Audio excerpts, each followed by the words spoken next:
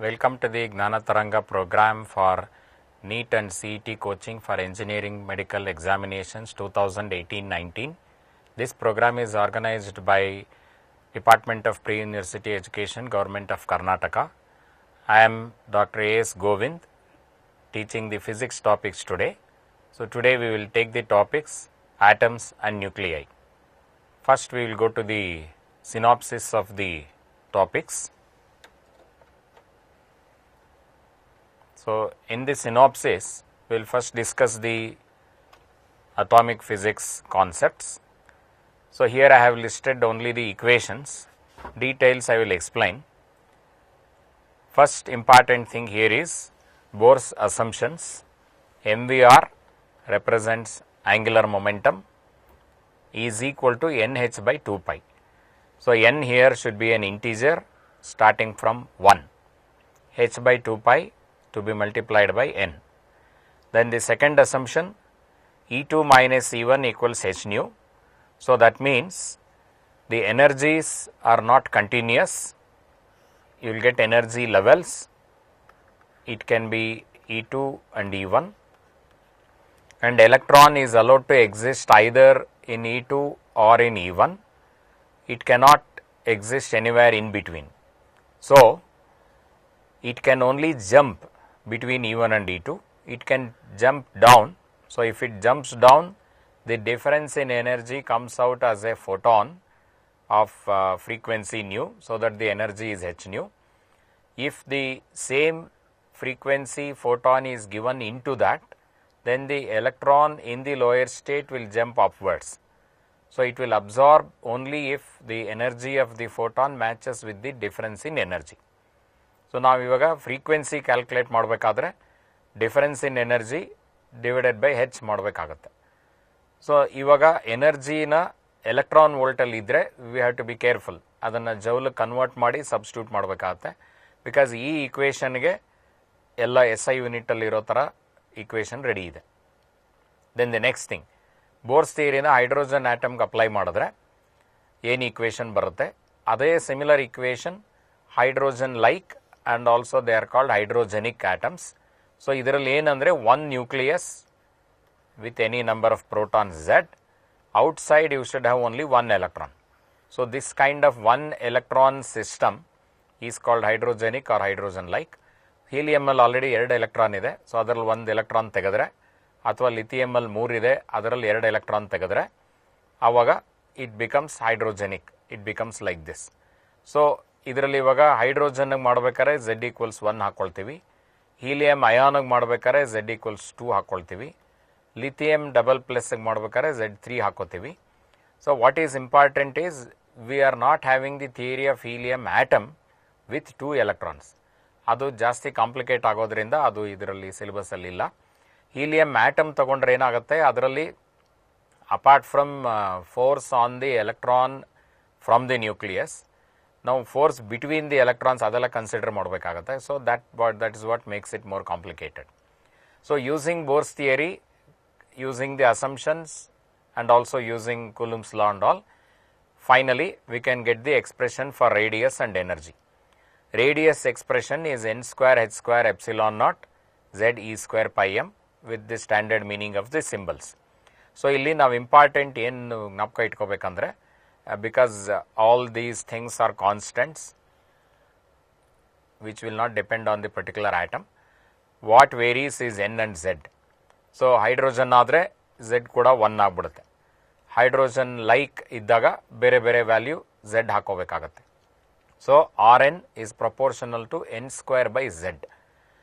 ಇದರಲ್ಲಿ ಇವಾಗ ಏನು ಅರ್ಥ ಮಾಡ್ಕೋಬೇಕಂದ್ರೆ, Rn n ಸ್ಕ್ವೇರ್ ಇರೋದ್ರಿಂದ ರೇಡಿಯಸ್ಗಳು ಈಕ್ವಲ್ ಆಗಿ ಇನ್ಕ್ರೀಸ್ ಆಗಿರಲ್ಲ. ಫಾರ್ ಎಕ್ಸಾಂಪಲ್, ನ್ಯೂಕ್ಲಿಯಸ್ ಇಲ್ಲಿದ್ದರೆ ಫಸ್ಟ್ ಆರ್ಬಿಟ್ ಇಷ್ಟು ರೇಡಿಯಸ್ ಇದ್ದರೆ this much of distance, second orbit should be n square, 2 square, 4 times that. So if this is 1, then you will have 1, 2, 3, 4. Second orbit is ದೊಡ್ಡದಿರಬೇಕಾಗುತ್ತೆ. Third orbit, n square, 3 square is 9. So this is 4, somewhere here 8, 9. So third orbit ಇಲ್ಲಿ ಬರುತ್ತೆ. So n equals 1, n equals 2, n equals 3, ಈ ಥರ ಹೋಗುತ್ತೆ. So this idea will help in solving some questions directly without doing much calculation. So ಇದರಲ್ಲಿ ಇವಾಗ n equals 1 ಹಾಕಿ z 1 ಹಾಕಿದ್ರೆ we get the radius of the first orbit of hydrogen. In short, it is denoted as R1 for hydrogen. Finally, we will get the answer 0.051 nanometer. Approximately 0.05 nanometer anta gnapka itkondre. For many questions, again, you can use this for shortcut methods. So, adanne bitre what remains is only n square and z because other things are calculated here.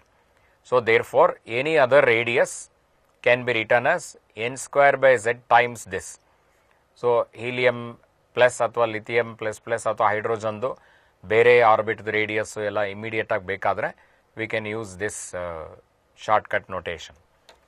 Going further, we can calculate the velocity of the electron in the nth orbit, z e square by 2 epsilon naught nh. So, ಇಲ್ಲಿ ಏನು ಜ್ಞಾಪಕ ಇಟ್ಕೋಬೇಕಂದ್ರೆ velocity is proportional to z by n. ಅಂದರೆ for example ಹೀಲಿಯಮ್ಗಾದರೆ ಇದು 2 ಆಗಿರುತ್ತೆ. Same orbit ತಗೊಂಡಾಗ ಹೈಡ್ರೋಜನ್ಗಿನ್ನ velocity double ಇರುತ್ತೆ. Like that we can have A idea. And frequency of rotation, that means how many rounds it completes per second. Frequency of rotation equation derive ಮಾಡಿದ್ರೆ ಅಂದರೆ velocity and circumference ತೊಗೊಂಡು ಮಾಡಿದ್ರೆ ಬರುತ್ತೆ z square e power 4 epsilon naught square n cube h cube. So we notice that period 1/f varies as n cube. So ಇದನ್ನು ಇನ್ನೂ ಒಂಥರ ಅಕಸ್ಮಾತ್ ಇದು ಮರ್ತೋದ್ರೆ you can remember your Kepler's law, t square proportional to a cube. ಇಲ್ಲಿ a ಬದಲು radius ಬರುತ್ತೆ, t square proportional to r cube. So ಈಗಾಗಲೇ ನೋಡಿದ ಹಾಗೆ radius is proportional to n square ಇದೆ. ಸೊ ಹಾಗಾಗಿ ರೇಡಿಯಸ್ n square ಹಾಕಿದ್ರೆ t square proportional to n square cube is n power 6 or t proportional to n power cube, n power 3. So ಈ ಥರನೂ ಡೈರೆಕ್ಟಾಗಿ Kepler's law ಇಂದ ಬೇಕಾದ್ರೂ ಇದನ್ನು ಜ್ಞಾಪಿಸ್ಕೊಳ್ಬೋದು. So T period varies as n cube. That also we can use for solving questions quickly. Then energy can be calculated using the potential and kinetic energies. First thing to notice is the total energy is negative. That shows that it is a bound system. When the total energy is negative, it shows that it is a bound system. So, m by 8 ಇದು ಎರಡು ಏನು square ಏನು ಇಲ್ಲದೆ ಇರೋದು. That's how you can remember. z square e power 4 epsilon n h ಮೂರಕ್ಕೂ square ಇದೆ. Epsilon square n square h square. So that is the final equation with again standard meaning of symbols. So ಇದರಲ್ಲಿ again removing the constants ಎಲ್ಲ ತೆಗೆದ್ರೆ this is what is to be remembered. Energy varies as minus z square by n square. Minus ಇರೋದ್ರಿಂದ n ತಳಗಡೆ ಇದ್ರೂ ಕೂಡ energy increases as n increases. That means it becomes less and less negative.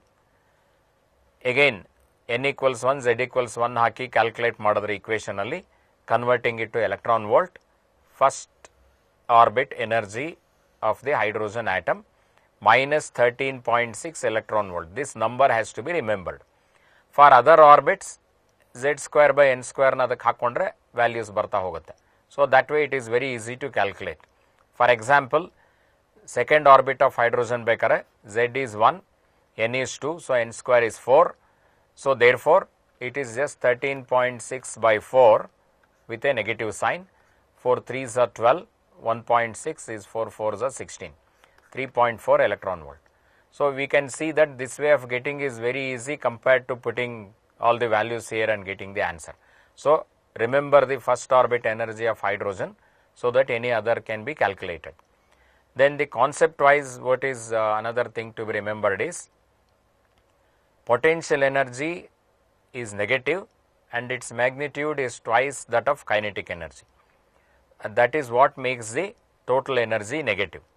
So if potential energy and kinetic energy, ಈ equation ಅರ್ಥ ಮಾಡ್ಕೋಬೇಕಾದ್ರೆ kinetic energy x ಅನ್ಕೊಂಡ್ರೆ potential energy minus 2x ಇರುತ್ತೆ. So that ಎರಡು add ಮಾಡಿದ್ರೆ minus x ಉಳ್ಕೊಳ್ಳುತ್ತೆ. So total energy is magnitude same as kinetic energy but it is negative. That is the meaning of this equation. Total energy is minus of kinetic energy. And therefore for doing some numericals you can remember this itself. What is the kinetic energy in the first orbit andre 13.6 electron volt positive. What is the potential energy in first orbit andre minus 13.6 into 2 ಮಾಡಿದ್ರೆ ಬರುತ್ತೆ. So like that we can use this conceptually to solve many questions quickly. And another thing here is kinetic energy is the energy which is making the electron to escape. Potential energy is negative, means attracting, that is what is trying to hold the electron. And obviously if kinetic energy is more, electron will escape.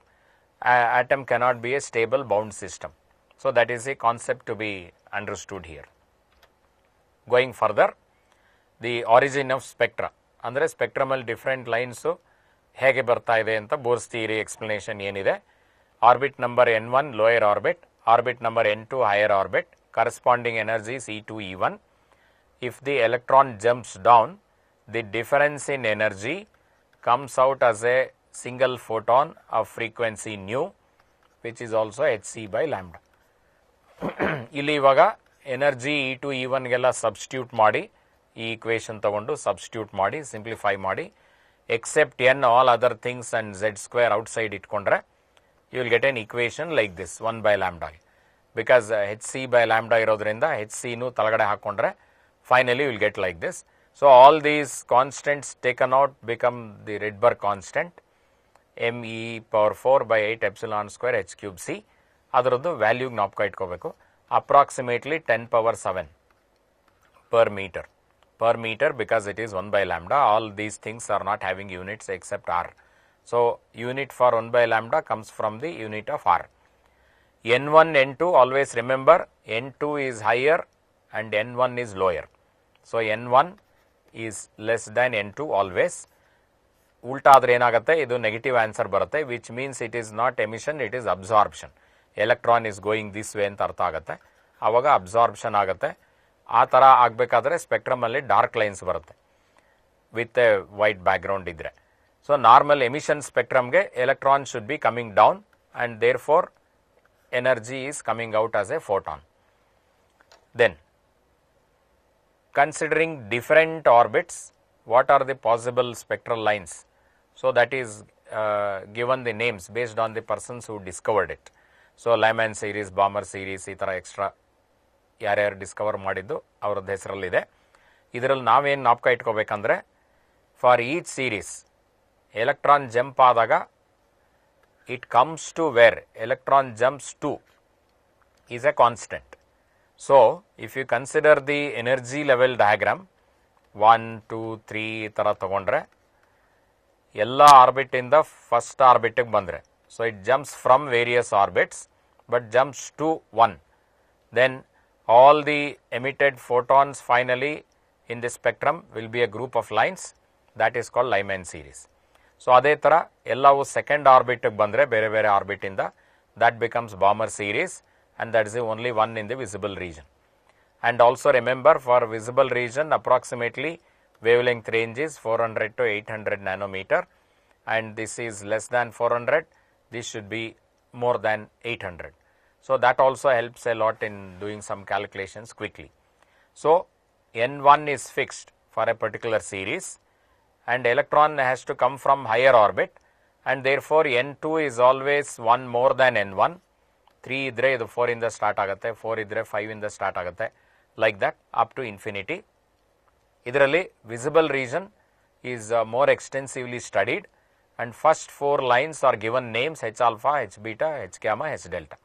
So ಕ್ವಶನಲ್ಲಿ directly H beta ಅಂತ ಕೊಟ್ಬಿಟ್ಟಿದ್ರೆ ಆವಾಗ obviously you should take it a second line in the Balmer series.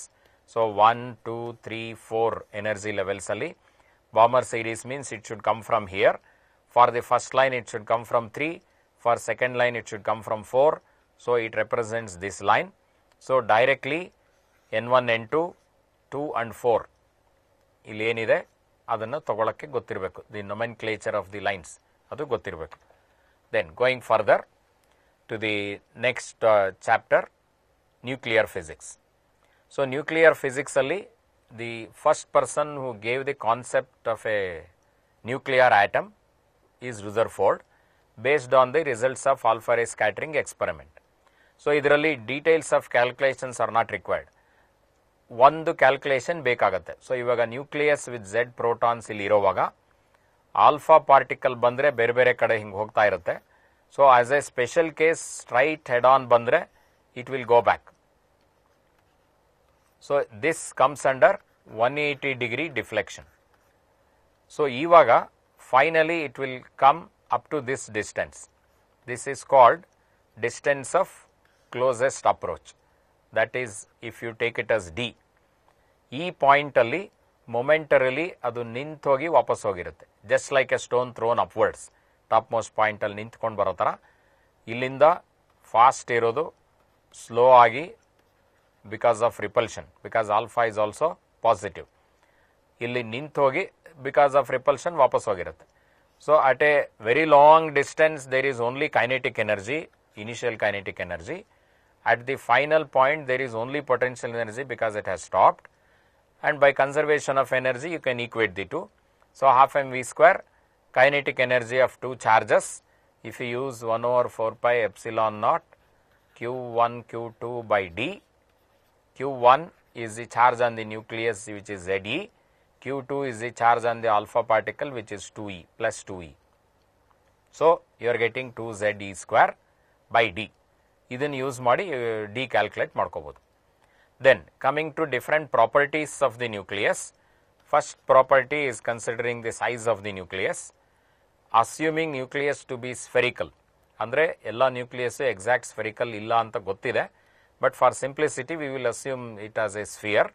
So ಅವಾಗ ಏನಾಗುತ್ತೆ, volume will be 4/3 pi r cube ಆಗಿರುತ್ತೆ.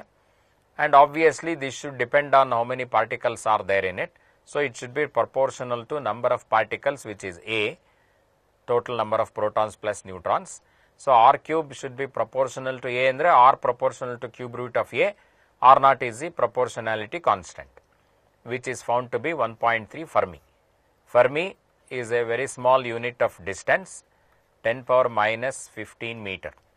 That is called Fermi. Because nuclear distances are very small, this unit is used. Similar to nanometer for wavelength of light, we use this multiple 10 power minus 15 for nuclear distances. Nucleus size ಗೊತ್ತಾದ್ಮೇಲೆ mass by volume ಮಾಡಿದ್ರೆ density ಬರುತ್ತೆ 10 power 17 kg per meter cube, which is an extraordinarily high value of density. Then nucleus force has some special characteristics, which is the strongest force that is known till now, and it has a property of saturation. So we will come to this when we have some questions based on this. It is a short range force, ಅಂದರೆ ಇದು inverse square ಲಾ ಒಬೈ ಮಾಡೋದಿಲ್ಲ. ಒಂದು particular distance ಆದಮೇಲೆ 0 ಆಗಿಬಿಡುತ್ತೆ. Inverse square ಲಾ ಇದ್ದಿದ್ರೆ 1/r², it will become 0 only when r becomes infinity. So it is independent of charge, proton ನ್ಯೂಟ್ರಾನ್ಗೆಲ್ಲ same ಬರುತ್ತೆ. It is non-central force, ಅಂದರೆ ಒಂದು ಪಾಯಿಂಟಿಂದ always force acts like this. For example attraction of charges ಅಥವಾ gravitation, ಈ ಥರ force ಇದ್ದರೆ it's called central force. ಇದು ಆ ಥರ ಇಲ್ಲ, it is non central force. So ಈ ಥರ ಕ್ವಶನ್ಸ್ ಎಲ್ಲ ಬರೀ ನಾಲೆಡ್ಜ್ ಟೈಪಲ್ಲಿ ಬರ್ಬೋದು. ಜಸ್ಟ್ ಸಮ್ ಕ್ಯಾರೆಕ್ಟರಿಸ್ಟಿಕ್ಸ್ ಮೆನ್ಷನ್ ಮಾಡಿರ್ತಾರೆ, ಅದರಲ್ಲಿ ಕರೆಕ್ಟ್ ಯಾವುದೋ ಅದನ್ನು ಚೂಸ್ ಮಾಡಬೇಕಾಗುತ್ತೆ. Then going further, mass of the nucleus, because again nucleus is a very very tiny object. Mass is measured in a separate unit called atomic mass unit, which the standard SI symbol is U for that, and by definition it is taken as 1.67 10 power minus 27 kg.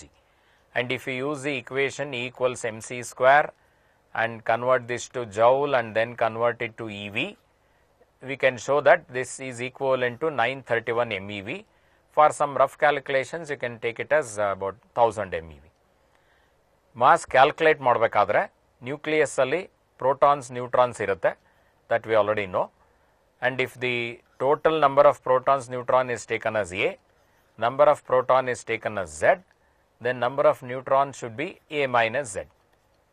So mass of the nucleus is Z times mass of the proton plus A minus Z number of neutrons times mass of the neutron. This is the calculated mass.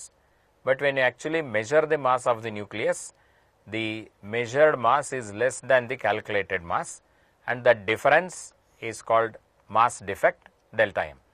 And now it is understood that this defect arises because this whatever mass is lost is converted to energy, and that is used to bind the particles in the nucleus. So if you use this equation with delta m here, you will get delta m into c square, total binding energy if you substitute all this in SI units, you will get the answer in joule. But if you put delta M in atomic mass unit, then directly you can multiply by 931. So, you can do delta M into 931.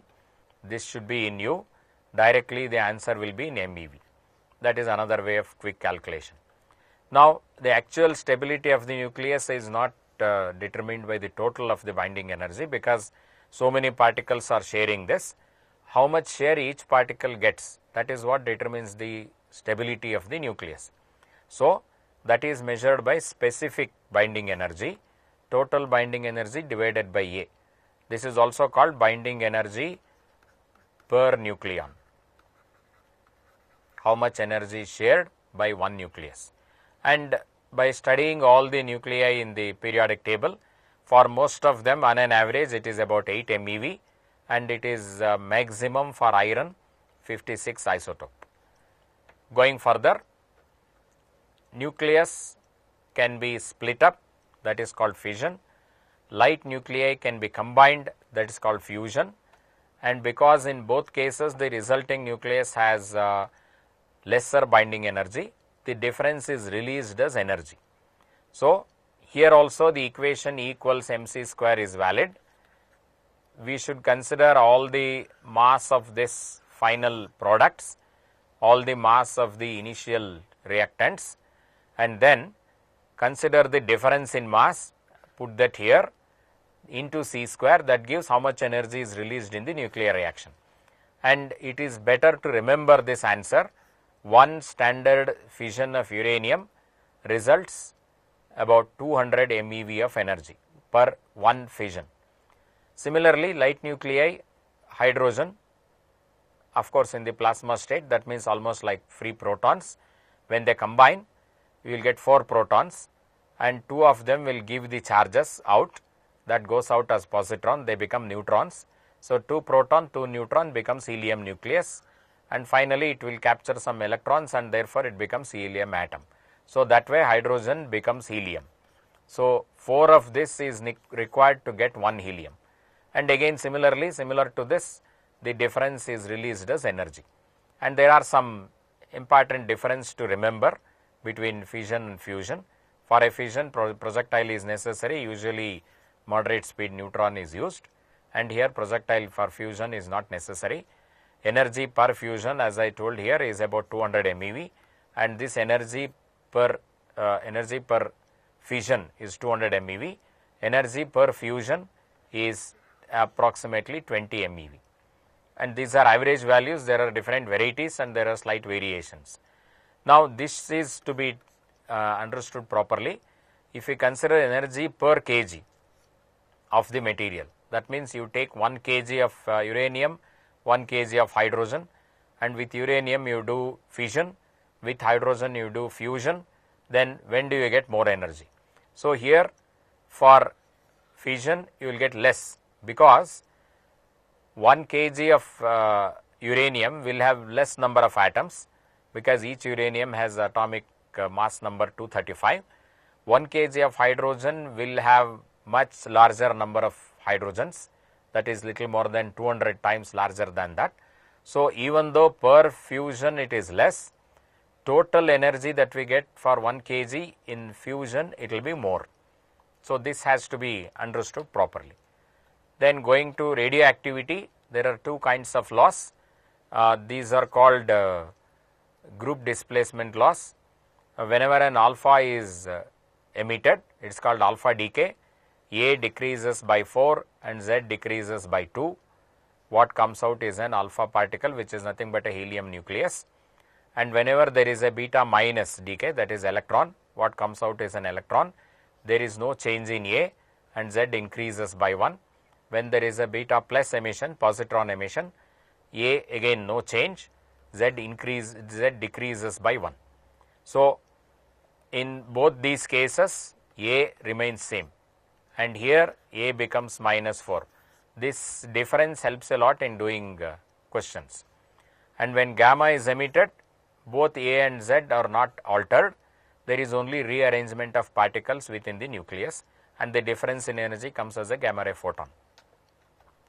Okay, so going further, activity SI unit is becquerel, and one more practical unit is Curie.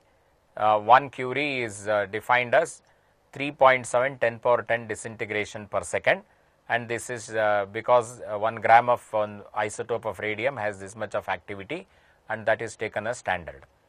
And this is rate of disintegration of atoms, that is what is called activity, is proportional to the number of radioactive atoms present, and decrease, because of that we are putting a minus sign. Lambda is the proportionality constant, which is constant for a particular element, does not vary with time, and also it does not depend on how much material we have taken. It is constant for a particular material. And simplifying this, we will get the standard radioactive disintegration law, number at time t. And while using this equation, this is important.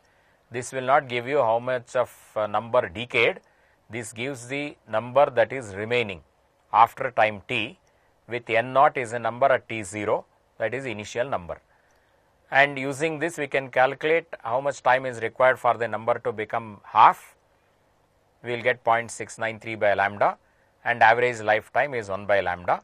And in number of atoms again remaining after n half lives, because after 1 half life it becomes half, n naught by 2, and after another half life it becomes another half of this, so it becomes n naught by 2, and a half of that is n naught by 4. It keeps varying like that, and finally we get n naught by 2 power n, and this is number of atoms remaining after n half lives. And looking at the equation, we see that half life is less than the mean life. So now we can come to the questions starting from atomic physics. So the question number 1, ratio of the radius of the orbit of electron orbiting the hydrogen nucleus to that of electron orbiting the deuterium nucleus.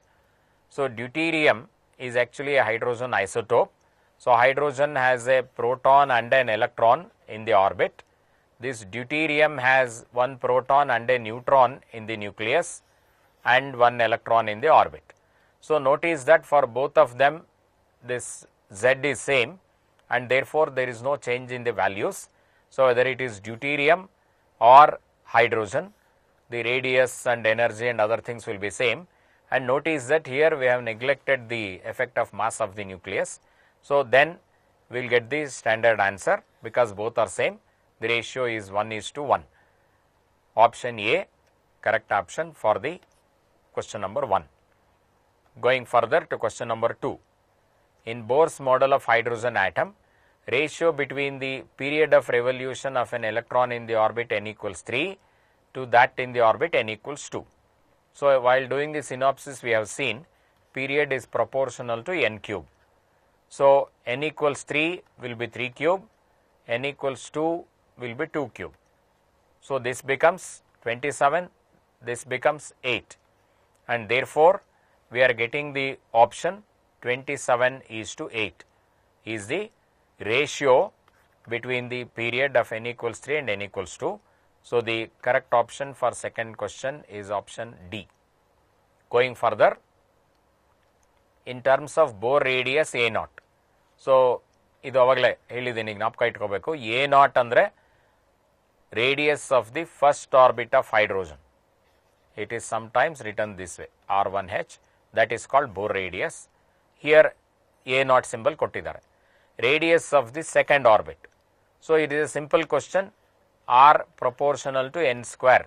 ಇದನ್ನು use ಮಾಡಿದ್ರೆ ಈಸಿಯಾಗಿ answer ಬರುತ್ತೆ. n equals 2. So R proportional to n square, or Rn is equal to n square times R1 in case of hydrogen. So ಇಲ್ಲಿ n equals 2 ಹಾಕಿದ್ರೆ 4 ಬರುತ್ತೆ. R1 is given as A naught. So therefore the answer is 4 A naught. Radius of the second orbit is 4 times the first orbit. The correct option for question number 3 is option A. Going further, hydrogen atom is in the ground state. So ground state is the lowest energy level, n equals 1. When energy 8 electron volt is given ಅಂದರೆ ಒಂದು photon of this energy, ಅದು hydrogen atom ಕೊಟ್ವಿ ಅಂತ ಅರ್ಥ. Given to the atoms its electron, what happens to the electron. So ಇದನ್ನು application type question ಇದು, ಇದನ್ನು think ಮಾಡಿ ಆನ್ಸರ್ ಮಾಡಬೇಕು. See for example n equals 1, energy is minus 13.6 electron volt. n equals 2, already I have told you should use energy in the first orbit by n square. So n square ಅಂದರೆ 4 ಆಗುತ್ತೆ. 13.6 by 4, 13.6 by 4, 4 3s are 12, 1.6, 4 4s are 16. So minus 3.4 electron volt ಇಲ್ಲಿ energy ಬರುತ್ತೆ. So ಇಲ್ಲೇ ಗೊತ್ತಾಗತ್ತೆ ಇವಾಗ ಇದೆರಡಕ್ಕೂ difference ತೊಗೊಂಡ್ರೆ 13 minus 3 10.6 minus 0.4. So ಇಲ್ಲಿ difference between these two is 10.2 electron volt. ಇಲ್ಲಿಂದ ಎಲೆಕ್ಟ್ರಾನ್ ಇಲ್ಲಿಗೆ ಹೋಗಬೇಕಾದ್ರೆ 10.2 ಎಲೆಕ್ಟ್ರಾನ್ ವೋಲ್ಟ್ ಅಷ್ಟು ಎನರ್ಜಿ ಕೊಡಬೇಕು ಅಂತ ಅರ್ಥ. ಸೊ ಇದನ್ನ ಮೇಲಕ್ಕೆ ಎಲ್ಲೋ ಹೋಗಬೇಕಾದ್ರೂ obviously energy required is more than 10.2. ನಾವು ಕೊಡ್ತಾ ಇರೋದು ಅದಕ್ಕಿಂತ ಕಡಿಮೆ ಇದೆ. ಸೊ ಎಲೆಕ್ಟ್ರಾನ್ ನೆಕ್ಸ್ಟ್ ಆರ್ಬಿಟ್ಗೆ ಹೋಗೋಕ್ಕೆ ಆಗಲ್ಲ ಅಂದರೆ ಏನರ್ಥ, ಮಧ್ಯದಲ್ಲೆಲ್ಲೂ ಇರೋ ಹಾಗಿಲ್ಲ, because these are the only permitted orbits.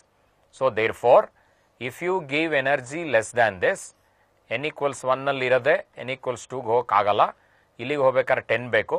So ನಾವು 8 ಕೊಟ್ಟಿದ್ದೀವಿ, 8 ಅಂದರೆ ಇಷ್ಟೇ ಹೋಗೋಕ್ಕೆ ಸಾಧ್ಯ, ಇಲ್ಲಿ ನಿಂತ್ಕೊಳ್ಳೋಕ್ಕೆ ಪರ್ಮಿಷನ್ ಇಲ್ಲ, ಇಲ್ಲಿಗೆ ಹೋಗೋಷ್ಟು ಎನರ್ಜಿ ಸಿಕ್ಕಿಲ್ಲ. ಸೊ ಏನಾಗುತ್ತೆ, it will try to jump and fall down. So actually photon ಇಲ್ಲಿ ಬಂದಿದ್ದು ಎಲೆಕ್ಟ್ರಾನ್ ಇಲ್ಲಿ ಕಳಿಸಿ ವಾಪಸ್ ಬಿದ್ದಾಗ ಮತ್ತೆ ಎಮಿಟ್ ಆಗಿ ಹಾಗೆ ಕಂಟಿನ್ಯೂ ಆಗುತ್ತೆ. It can continue in some other direction. This is actually what happens during scattering of light. So temporarily absorbed ಅನ್ನೋ ಥರ all this happens within 10⁻⁸ second. So ಅದೆಲ್ಲ ಆದಮೇಲೆ ನೋಡಿದ್ರೆ ಎಲೆಕ್ಟ್ರಾನ್ ಇಲ್ಲೇ ಇರುತ್ತೆ, ಯಾವ ಆರ್ಬಿಟ್ಗೂ ಹೋಗಿರಲ್ಲ. So therefore it remains in the same orbit because it cannot go to any other stable orbit.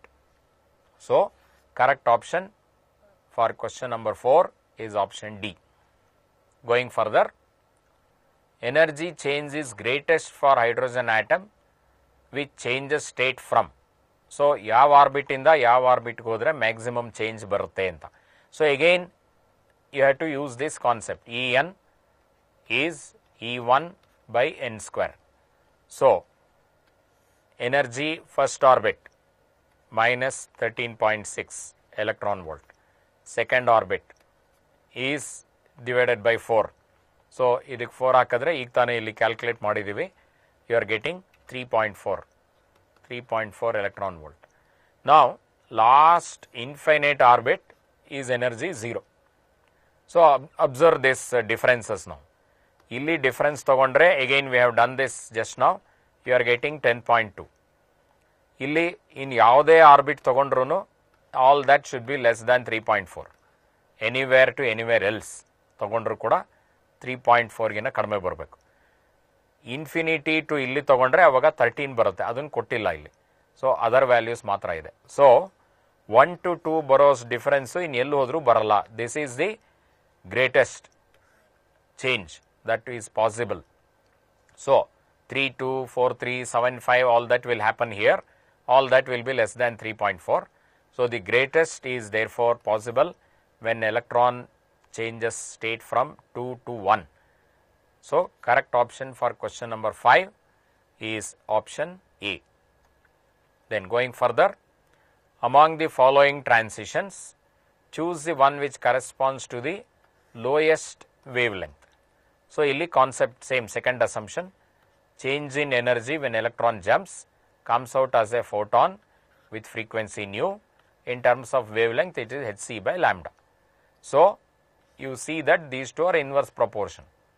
So lambda lowest ಇರಬೇಕಾದ್ರೆ the energy should be delta E should be highest. So you should consider what is maximum delta E possible among the options given here. So already ನಾವು previous ಕ್ವಶನಲ್ಲಿ ನೋಡಿದ್ದೀವಿ, maximum difference is possible only between 2 and 1. Same concept is used here in a different way. So maximum difference ಇಲ್ಲಿ ಬರೋಕ್ಕೆ ಸಾಧ್ಯ ಇದೆ, ಇನ್ನು ಯಾವ್ದು ತೊಗೊಂಡ್ರು ಇಲ್ಲಿ ಮ್ಯಾಕ್ಸಿಮಮ್ ಡಿಫರೆನ್ಸ್ ಬರಲ್ಲ. ಸೊ ಮ್ಯಾಕ್ಸಿಮಮ್ ಡಿಫರೆನ್ಸ್ ಎನರ್ಜಿ ಇದ್ದರೆ ಮಿನಿಮಮ್ ವೇವ್ ಲೆಂತ್ ಇರುತ್ತೆ. ಸೊ ಅಮಾಂಗ್ ದಿ ಫಾಲೋಯಿಂಗ್ ಅಂದರೆ ಇಲ್ಲಿ ಕೊಟ್ಟಿರೋದ್ರೊಳಗೆ ಮಿನಿಮಮ್ ವೇವ್ ಲೆಂತ್ ಬರಬೇಕಾದ್ರೆ ಎಲೆಕ್ಟ್ರಾನ್ 2 to 1 ಜಂಪ್ ಮಾಡಬೇಕಾಗತ್ತೆ. So that is option A, correct option for the question number 6. Going further, so ಇದನ್ನ ಸ್ವಲ್ಪ careful ಆಗಿ ಮಾಡಬೇಕಾಗುತ್ತೆ. A B C are 3 energy states ಇಲ್ಲಿ ಕೊಟ್ಟಿದ್ದಾರೆ. ಎ ಬಿ ಸಿ 3 ಇದೆ. Of an atom energies E A E B E C. So ಈ corresponding energies E A E B E C ಇದೆ respectively. lambda 1, lambda 2, lambda 3 are the wavelengths emitted during electron transition from C to B, B to A and C to A respectively. ಅದನ್ನು ಅವರೇ ಕೊಟ್ಟಿದ್ದಾರೆ. C to B ಬಂದರೆ lambda 1 ಬರುತ್ತೆ, B to A ಬಂದರೆ lambda 2 ಬರುತ್ತೆ, C to A ಬಂದರೆ lambda 3 ಬರುತ್ತೆ. So ಇದಕ್ಕೆ ನಾವು ಸ್ಟ್ಯಾಂಡರ್ಡ್ ರಿಡ್ಬರ್ಗ್ ಈಕ್ವೇಷನ್ ಯೂಸ್ ಮಾಡಬೇಕು. So observe the Rydberg equation. 1 by lambda is Rydberg constant 1 by n1 square minus 1 by n2 square. ಈ ಥರ ಇದೆ. ಸೊ ಈಗ ಇಲ್ಲಿ ಡೆಲ್ಟಾ ಇ ತಗೊಂಡ್ರೆ 1 by lambda is proportional to delta E. So ಈ ಎರಡರಲ್ಲಿ ಯಾವ ಈಕ್ವೇಷನ್ ಯೂಸ್ ಮಾಡಿದ್ರೆ ಈಸಿ ಆಗುತ್ತೆ ಅಂತ ಫಸ್ಟ್ ಥಿಂಕ್ ಮಾಡಬೇಕು. ಇಲ್ಲಿ n1 n2 ಇನ್ಫಾರ್ಮೇಷನ್ ಕೊಟ್ಟಿಲ್ಲದೆ ಇರೋದ್ರಿಂದ ನಾವು ಈ ಈಕ್ವೇಷನ್ ಯೂಸ್ ಮಾಡೋಕ್ಕೆ ಬರಲ್ಲ. ಸೊ ಬರೀ ಎನರ್ಜಿ ಡಿಫ್ರೆನ್ಸಿಂದ ಮಾಡಬೇಕಾಗತ್ತೆ.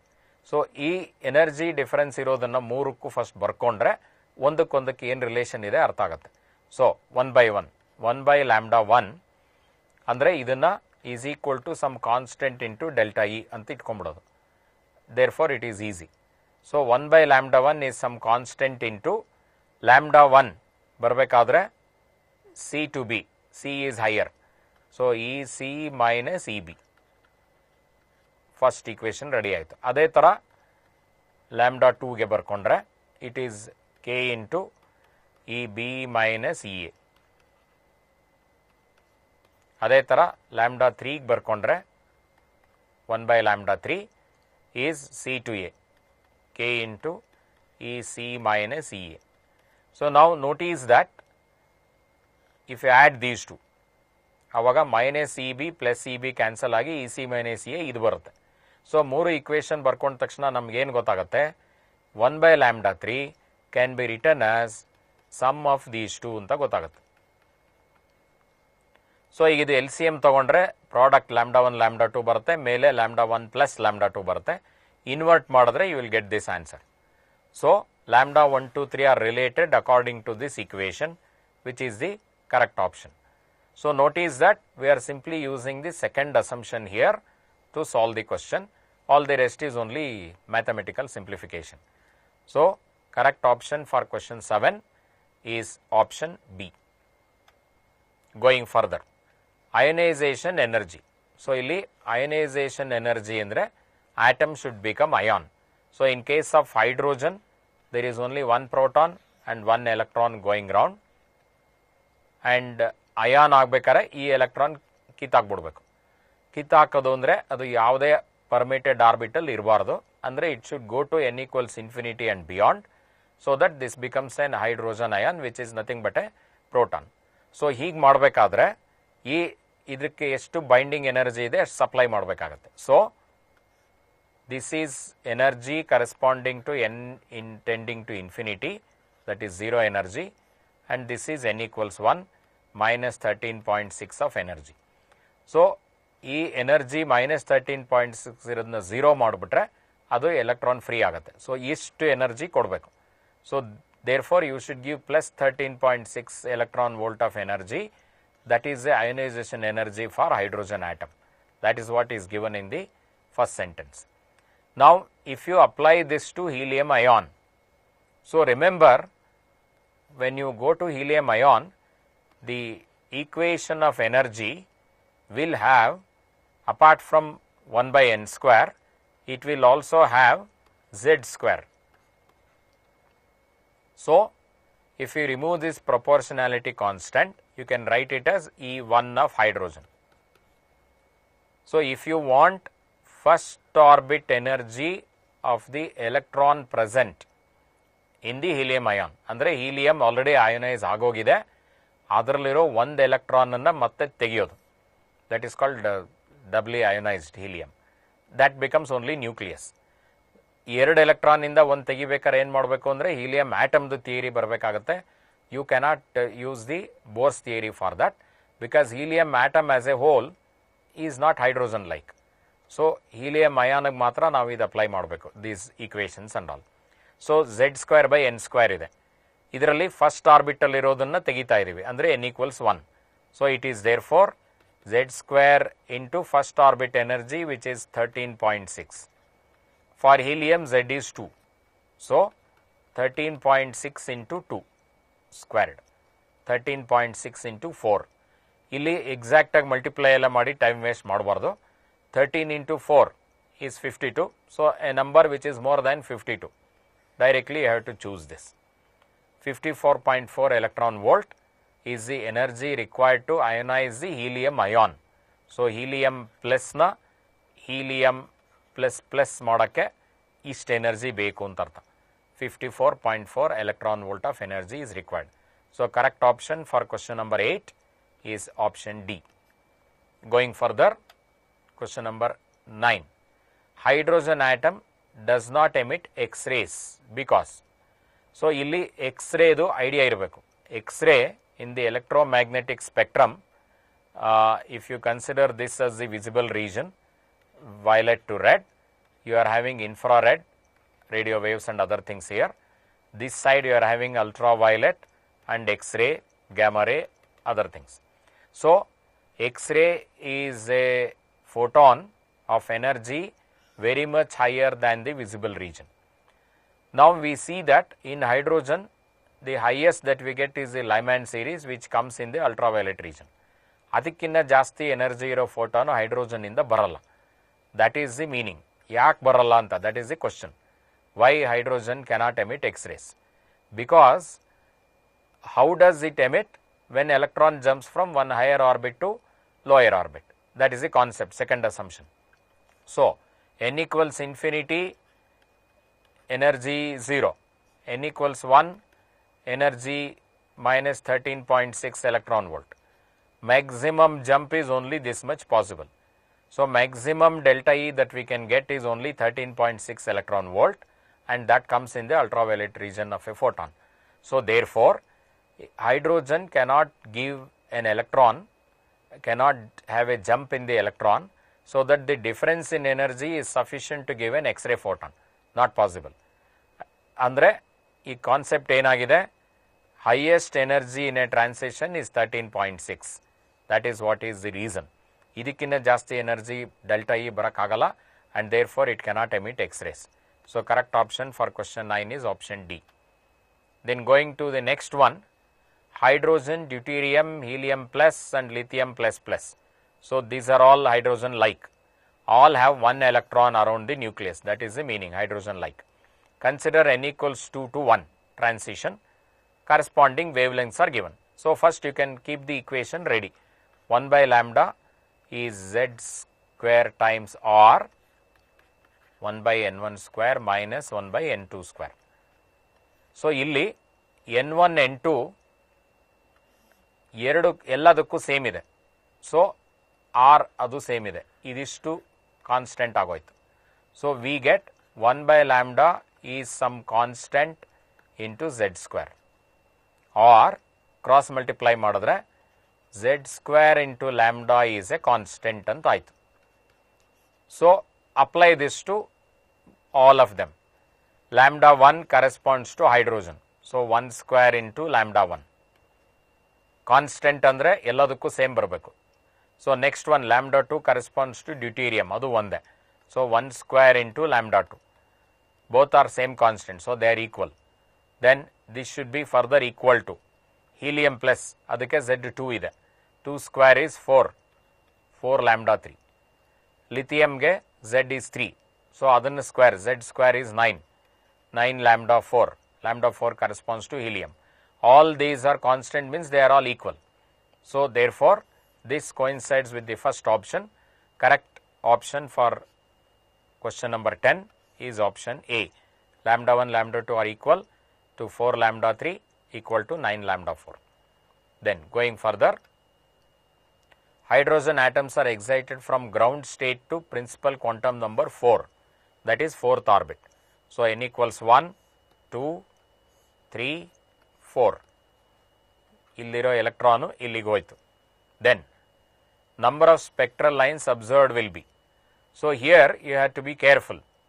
Actually, even the question paper setter also has done it carefully. ಒಂದೇ ಒಂದು ಆಟಮ್ ಇದ್ದಿದ್ರೆ ಇದು ಎಲ್ಲಿಗಾರ ಜಂಪ್ ಹೊಡೆಯಲಿ ಒಂದು ಲೈನ್ ಬರೋಕ್ಕೆ ಸಾಧ್ಯ, ಆಮೇಲೆ ಇನ್ನೊಂದು ಲೈನ್ ಬರಬೇಕಾದ್ರೆ ಮತ್ತೆ ಫರ್ದರ್ ಜಂಪ್ ಆಗಬೇಕು.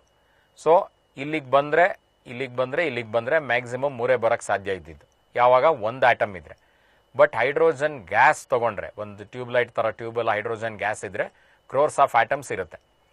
All of them has gone to 4. ಆವಾಗ ಒಂದು ಆಟಮಲ್ಲಿ ಒಂದು ಥರ ಆದರೆ ಇನ್ನೊಂದು ಆಟಮಲ್ಲಿ ಇನ್ನೊಂದು ಥರ ಆಗ್ಬೋದು. And therefore, from the tube, when the light is coming from the tube, how many spectral lines are possible?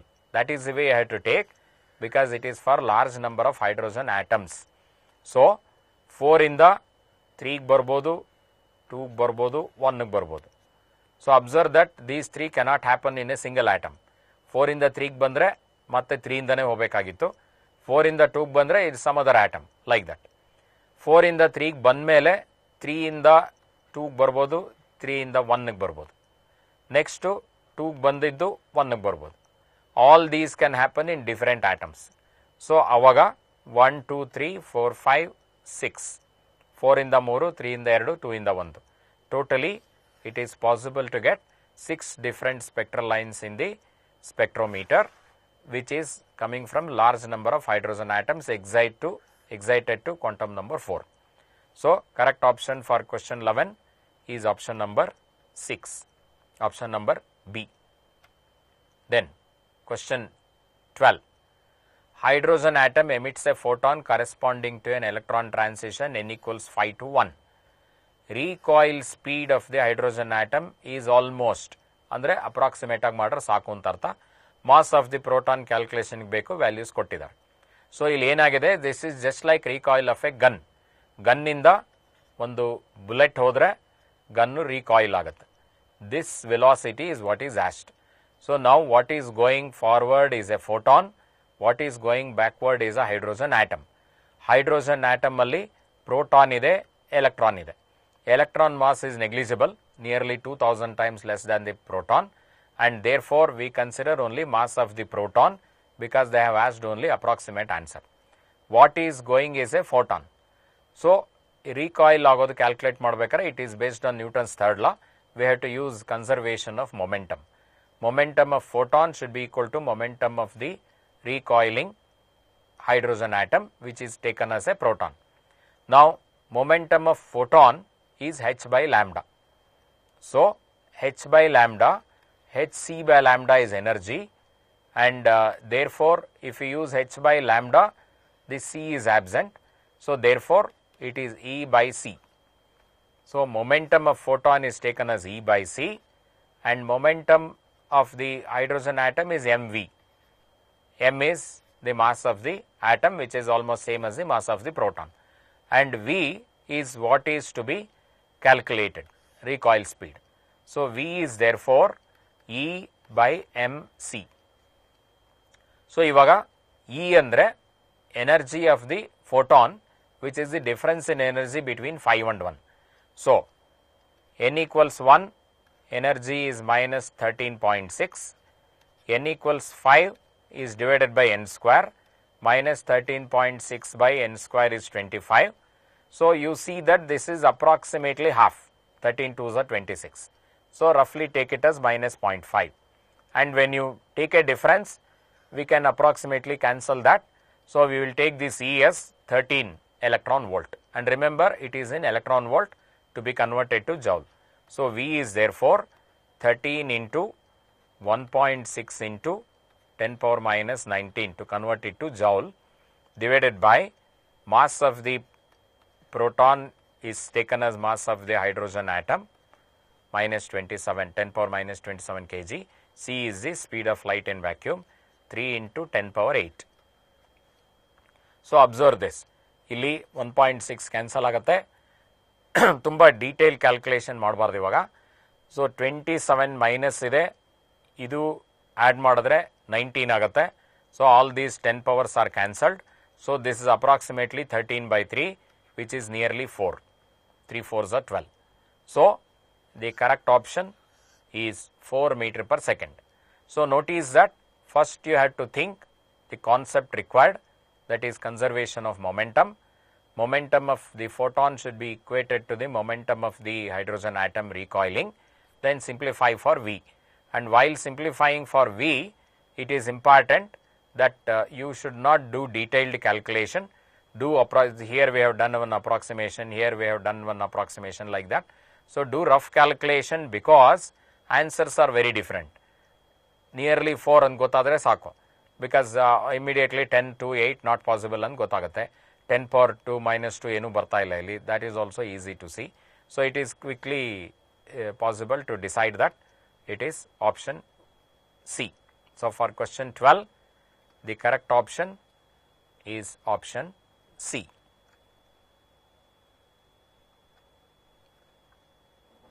Now, we will continue with the questions on the next chapter, nuclear physics. The first one is based on the Rutherford alpha ray scattering experiment and the theory of that distance of closest approach, which I have already explained while doing the synopsis. Alpha particle of energy 5.5 MeV approaching gold with Z equals 79 undergoes scattering by 180 degree. So, this I have already explained. 180 degree idre matra illi nucleus with Z protons, Ze charge, alpha particle with plus 2e charge, 180 degree idre matra hing bandu hing hogirutte. This is the distance of closest approach, center to center. So, illi kinetic energy of this should be equated to potential energy at this point. So, kinetic energy is given, this should be converted to joule. So, 5.5 mega capital M, so 10 power 6 into conversion from electron volt to joule 1.6 into 10 power minus 19 allige kinetic energy. So, remember we are using kinetic energy equals potential energy, left hand side aaytu equals potential energy indre ಏನು ಬರುತ್ತೆ 1 by 4 pi epsilon naught, which is 9 into 10 power 9. So, remember while doing CET or NEET, don't waste time by writing the questions, writing the equations and all. Equation should be remembered and you have to directly substitute on the paper. That will save time. This is not like board exam where equation writing has marks and all. So, you have to always remember that. So, potential energy 1 by 4 pi epsilon naught product of charges andre Ze and 2e. So, that becomes 2Ze square. So, 2 into 79 into 1.6 10 power minus 19 whole square, 2Ze square. So, product of charges divided by distance. This is d, this is what you want to calculate. So, you have to cross multiply this, and while doing that you can do some simplifications here only. So, this will cancel with one of the square here. So, finally, what remains?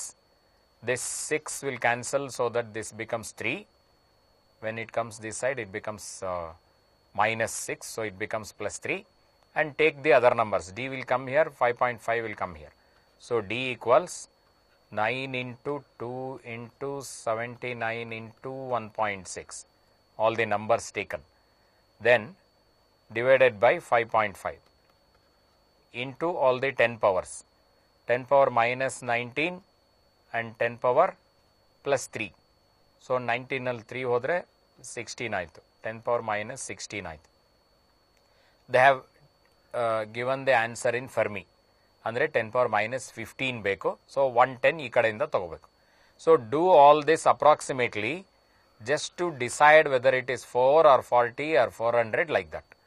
So, now you see I can take this as 80 into 2, 160. 160 ನಲ್ಲಿ 110 ತಗೊಂಬಿಟ್ರೆ 16 ಆಗುತ್ತೆ. 16 into 10, 160, 1.6 divided by 5. So, approximate ಆಗಿ ಮಾಡಿದ್ರೆ ಎಷ್ಟು ಬರುತ್ತೆ? This is 1.6, 1.6 is like 2.56. 2.56 into 10 is about 25. 25 by 5 is 5. 25 by 5.5 ಮಾಡಿದ್ರೆ I should get something less than 5. So, therefore, all these are not possible. The correct option is 4.14 Fermi. Correct option for question 13 is option A. So here what is important to remember, do not do the detailed calculation just like your board exam. Board exam ಅಲ್ಲಿ ಆಗಿದ್ದಿದ್ರೆ 4.14 2 decimal answer ಬರೋವರೆಗೂ simplify ಮಾಡಿ ಇಡಬೇಕಾಗಿತ್ತು. ಇಲ್ಲಿ ಇದು approximately less than 5 ಅಂತ decide ಮಾಡಿದ್ರೆ ಸಾಕು. So one more thing, ಇದು nearly 5 ಅಂತ ಗೊತ್ತಾಗುತ್ತೆ. ಅಕಸ್ಮಾತ್ 5.2 ಅಂತ ಒಂದು ಆಪ್ಷನ್ ಇದ್ದಿದ್ರೆ ಆವಾಗ ಇಲ್ಲಿ ಕೇರ್ಫುಲ್ಲಾಗಿ ಮಾಡಬೇಕು. ನಾವು ಇದನ್ನು 5.5ನ 5 ತಗೊಂಡು ನಿಯರ್ಲಿ 5 ಮಾಡಿದ್ದೀವಿ. 5.5 ಇರೋದ್ರಿಂದ it can be only less than 5, it cannot be more than 5. So nearly 5 on the lower side. So ಹಾಗಾಗಿ 4.14 ಬರುತ್ತೆ. This has to be remembered very well, otherwise questions based on numericals like this will take away lot of time. For example ಇದನ್ನು board exam ಥರ ಮಾಡಿದ್ದಿದ್ರೆ ಒಂದು 5 ನಿಮಿಷ ಆಗಿರೋದು. ಈ ಥರದ್ದು ಒಂದು 6 ಕ್ವಶನ್ ಮಾಡಿದ್ರೆ 30 ಮಿನಿಟ್ಸ್, ಅರ್ಧ ಗಂಟೆ ಆಗೋಗುತ್ತೆ. ಅರ್ಧ ಗಂಟೆಯಲ್ಲಿ you are suppose to do 30 questions. 30 questions ಮಾಡೋ ಟೈಮಲ್ಲಿ ಇನ್ನೂ 6-7 ಮಾಡ್ತಾ ಇದ್ರೆ ಎಂಡಲ್ಲಿ ಟೈಮ್ ಸಾಲದೆ ಬರುತ್ತೆ. So you have to be very careful. Always remember not to do detailed calculation up to decimals and all. Always do rough calculation, get an approximate answer, then decide the option which is close to that. Going further, radius of the iodine, atomic number 53, mass number 125. This is what we need. So radius is R naught into cube root of A.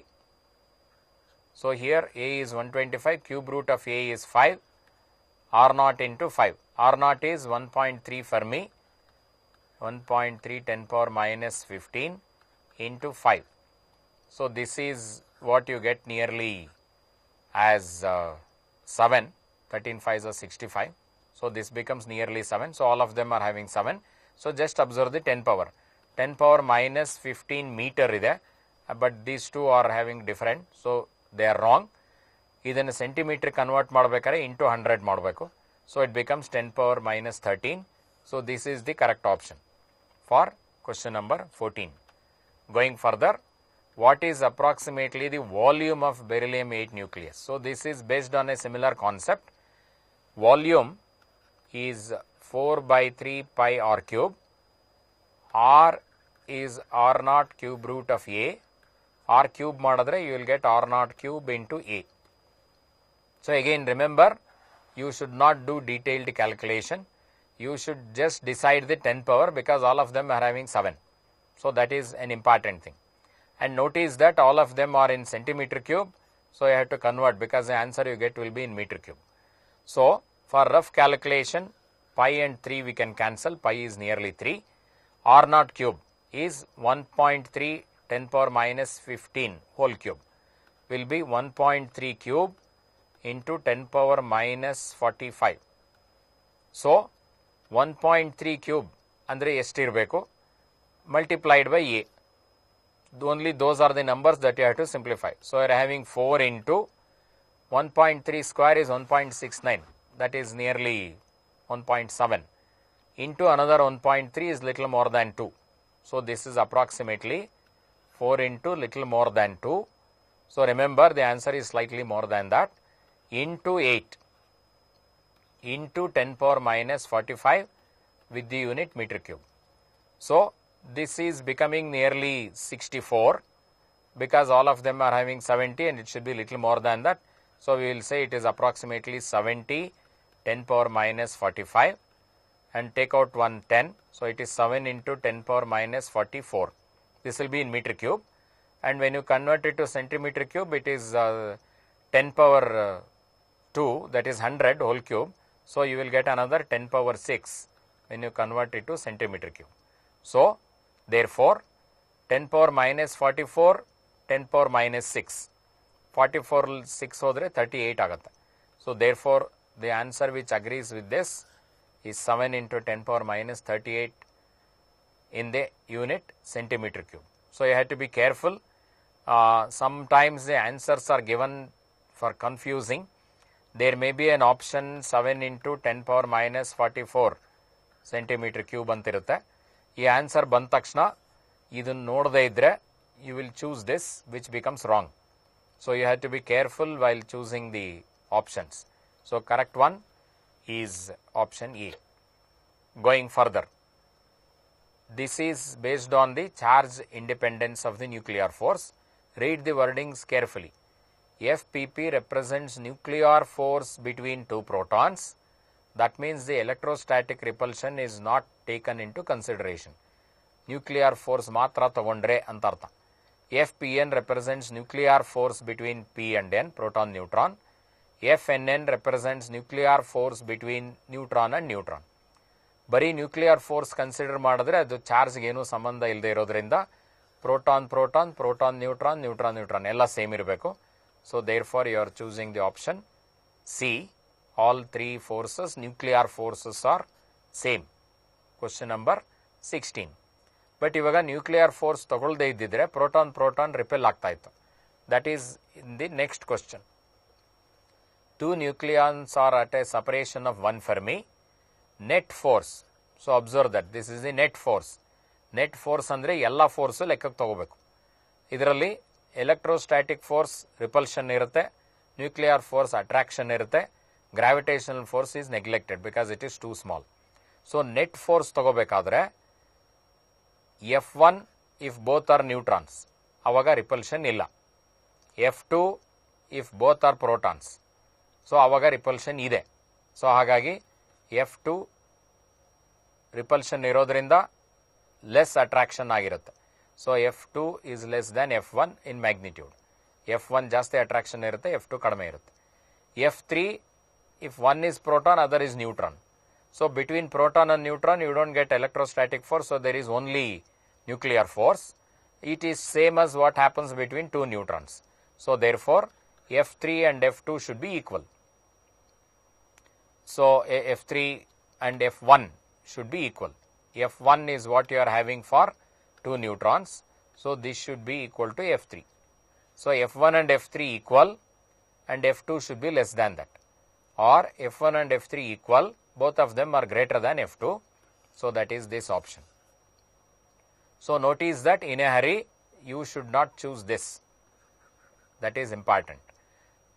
It is charge independent. Question ಪೂರ್ತಿ ಸರಿಯಾಗಿ ಓದಿರಾ, net force ಅನ್ನೋದು ಸರಿಯಾಗಿ ಓದಿರಾ, nuclear force charge independence ಅಂದ್ಬಿಟ್ಟು immediate ಆಗಿ ಇದು choose ಮಾಡಿ ಮುಂದಕ್ಕೆ ಹೊಟ್ಟೋದ್ರೆ, if you are in a hurry you will be confused and mostly you will choose a wrong answer. So you have to be careful. So F1 F3 equal between two neutrons and proton neutron equal, and that is more than what is between two protons because of repulsion F2 kadame agirutte. So when you consider net force, all three are not equal. Correct option is B for question 17. Going further, consider the fission reaction. Uranium giving some X, Y and two neutrons.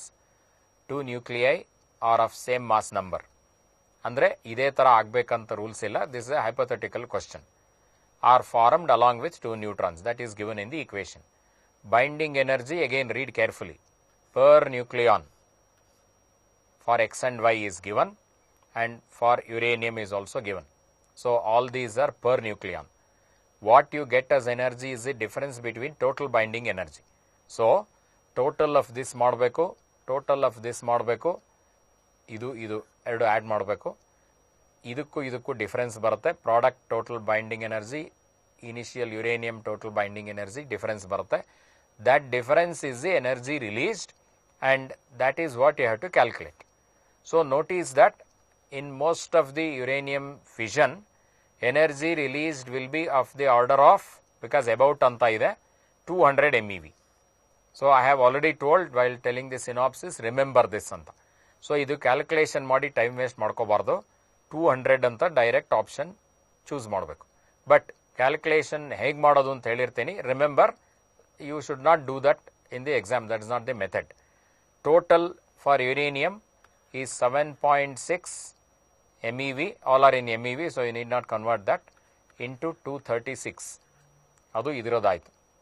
Total for this is 8.5 into 117 into 2 because there are two of them. So idu eradu multiply ಮಾಡಿ difference ತಗೊಂಡ್ರೆ you will get approximately 119.4 or something. But that takes away a lot of time, 199.4 sorry. So that takes away a lot of time and therefore you will simply remember it as 200 MeV for one fission of uranium. Fusion gadre 20 to 30 range ಅಲ್ಲಿ ಇರುತ್ತೆ. 1 fission, it is 200. So just remember that. Going further, binding energy per nucleon for a deuteron and alpha particle are x1 and x2 respectively. So this is a deuteron, this is also a deuteron, ಎರಡಿದೆ per nucleon. ಇದರೊಳಗೆ ಎರಡು particle ಇದೆ. So ಇದರದ್ದು binding energy per ನ್ಯೂಕ್ಲಿಯಾನ್ x1 ಇದ್ರೆ ಇದರದ್ದು 2x1 ಆಗುತ್ತೆ, ಇದರದ್ದು 2x1 ಆಗುತ್ತೆ.